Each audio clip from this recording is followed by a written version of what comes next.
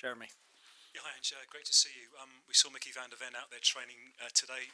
Is he okay to play again finally? And can you say anything about the fitness of Sarr, Romero and Maddison?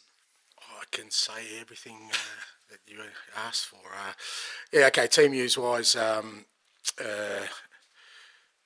probably easier to go with who's coming in at the moment. Yeah, Mickey's good. He's good to go. So we'll try and get him some match minutes tomorrow. That's the plan.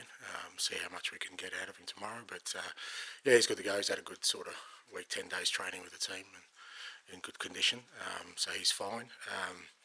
In terms of the other guys, Matt has got a calf strain, so he's probably 2 or 3 weeks for us. They picked that up sort of at the Hoffenheim game, which was a week ago almost. Pape's okay. He's still got a little bit of a niggle, but he's okay to and available. Biss is available. I think that's it for tomorrow night at this stage.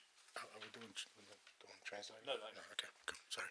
A lot's been written and said after Sunday, an ugly defeat, and the fans aren't happy. How much pressure are you feeling going into this game?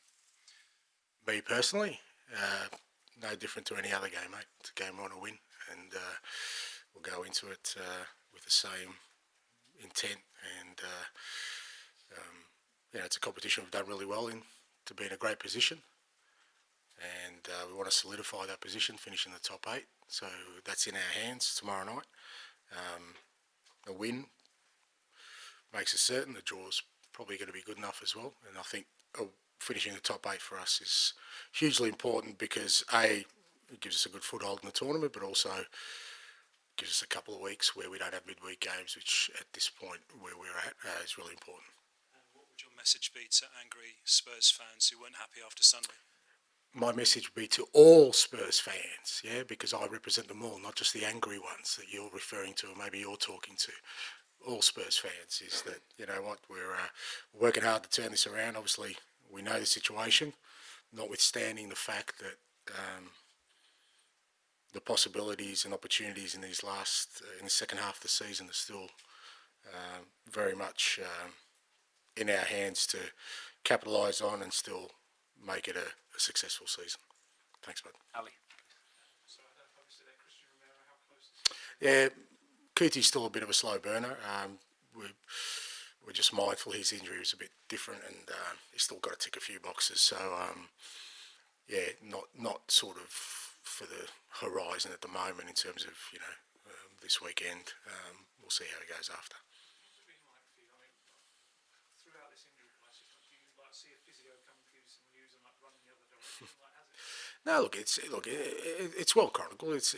Look, some of it. Look, obviously early in the year it was a different issue. Earlier in the year we were kind of dealing with some issues around guys coming back and getting injured, but sort of since probably late November, it's been logical that with the workload of the players that we're going to get some niggles along the way and people picking up things, and that's I think a natural consequence, and it's not something that really we could do much about, obviously. So it hasn't been something that you're kind of surprised by. Just very quick one, yeah, it looks like it's heading on the way to QPR. Just wonder if you can explain the thinking behind it. Just give him a chance to settle into a new culture, new environment, new league, new country, a whole range of things. He's very young, and we feel like he needs to kind of be allowed to settle in. And with our current situation, the last thing I want to do is throw in another young player. We've got enough that we're exposing, and they're doing awfully well. He's obviously a long-term investment for the football club, and we just got to do the right thing by him. Ian. Hi, how are you? Good, mate. I can't imagine too many times in your career you've been under this sort of pressure, this sort of scrutiny where people are literally saying every week after you have a performance which yields a defeat that you're maybe lucky still to be in a job. How are you dealing with that on a personal basis? Not you, though, Ian. You're still rock solid. You're okay. Yes, no? Are you still rock solid by me, mate? Or... I don't know. I mean, oh, you don't know? Okay, I've lost you as well. I thought you'd be the last one standing for me, mate. If I've lost you, I must be in trouble. It doesn't affect me. It never has. It never will. My view on my role has never been about self-preservation or security. It's about trying to achieve, and I'm still in the position where we can do that. You suggest there's a running commentary on me at the moment, which is not surprising considering our league position. I don't have to sort of respond to that or get involved in that. It just doesn't interest me. It doesn't affect me. What is important to me is I have the responsibility to, as I said, people can choose to ignore it, but we're in a great position to still achieve something really special this year. I'm going to push this group of players and everyone at the club to not lose sight of the fact that this is a tough spot we're in, but the possibilities of us doing something special are still there. If we work our way through it. 100%. You could win 3 trophies, and you're in a good position in the League Cup, and obviously in this competition as well. And given all that, are you a little bit? I'm going to choose my words carefully here. Do you think you've had enough backing from the board this January so that you can push on and deliver those trophies? I think I've said all along is that everyone's trying their utmost. I don't think anyone's working against me. I don't think anyone wants me to fail. I think everyone genuinely at the football club, I think I said after the weekend that, it's, in this kind of situation, it's a tough gig being a manager because you can be very isolated, you can be very vulnerable. I don't feel that. I think the playing group, the people I work with, are doing their utmost to try and help me, guide us through this. I don't feel like anyone's blocking that. And from my perspective, again, my focus firmly on the things I can control, and what I can control is making sure I'm preparing a team for a really big game tomorrow night. Thanks, mate. On that front, every press conference during this window we've asked about transfer. Yeah. A few days left now. How confident are you at this point that something's going to happen? Look, again, I'd be disingenuous if I said anything other than right now there's nothing imminent, but that doesn't mean that there isn't opportunities being explored. Now, again, traditionally the last few days of any window tend to be pretty frenetic. I'd expect us to be involved in that. Does that mean anything will get concluded? I can't commit to that because, again, I'm a bit of a distance from it, but the information and the dialogue I have is that we're exploring all the opportunities to see if we can sort of, like I keep saying, bring some help in for the players. There were some figures that came out last week regarding money in the club and particularly on wages being less than some of your competitors, how much you're spending on them. I mean, how difficult a challenge is it going up against those competitors if they're spending more on wages? Again, I'd be overstepping my mark if I started commenting on that because I think I said to you last week, I think it was you, Tom, that I'm not within proximity of the financials to be able to give a real clear answer on that. It's not, it's not something that I have any exposure to. I wouldn't be able to know, how our wage bill stacks up against anybody else's.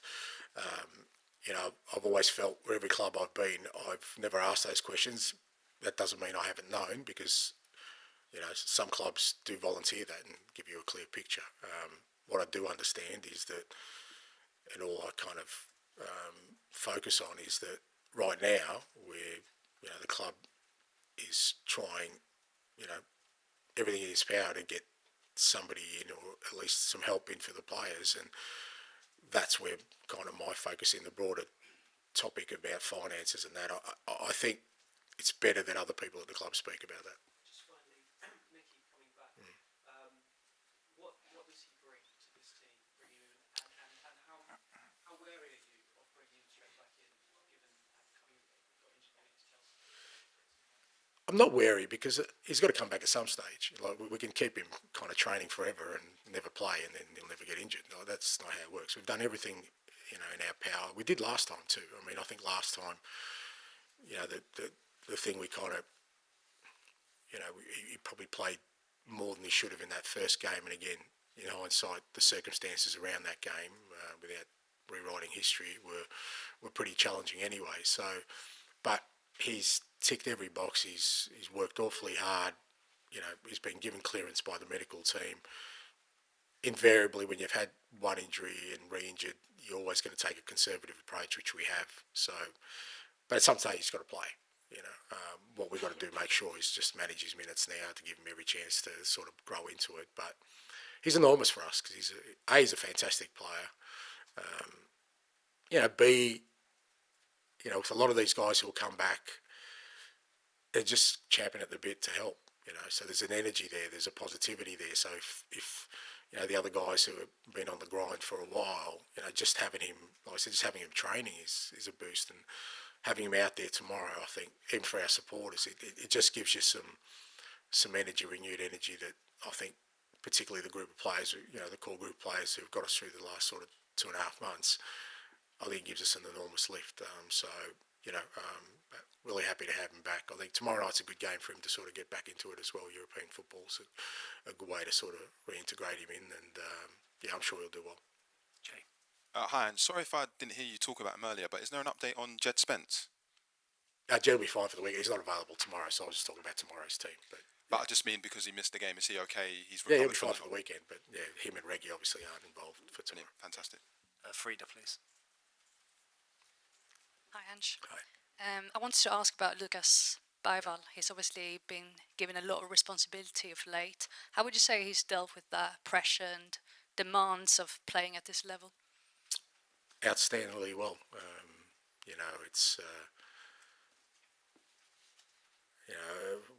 We lose sight of the fact that he's only 18 years old, but also his previous senior experience was in the Swedish league, so he's coming to a different league.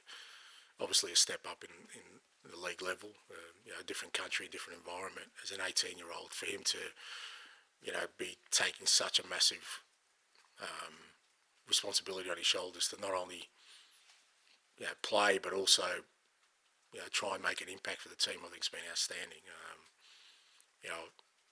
I'll keep saying that as tough as it's been tough, and it still is tough.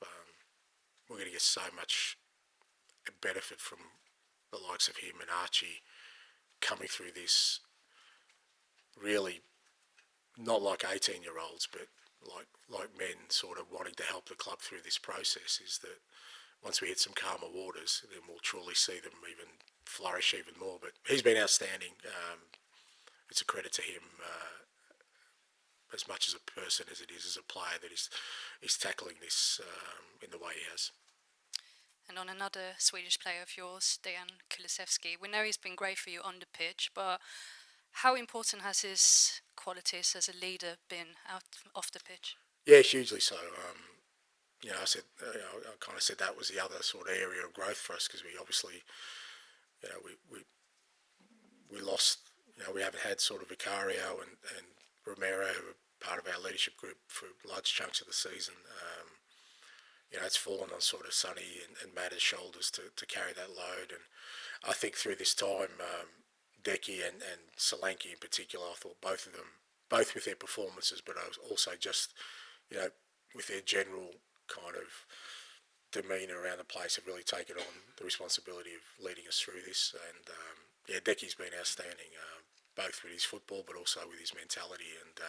And again, it's a great area for us of growth, because when all our players come back, I'm sure that they're going to feel like they've grown through this period as well.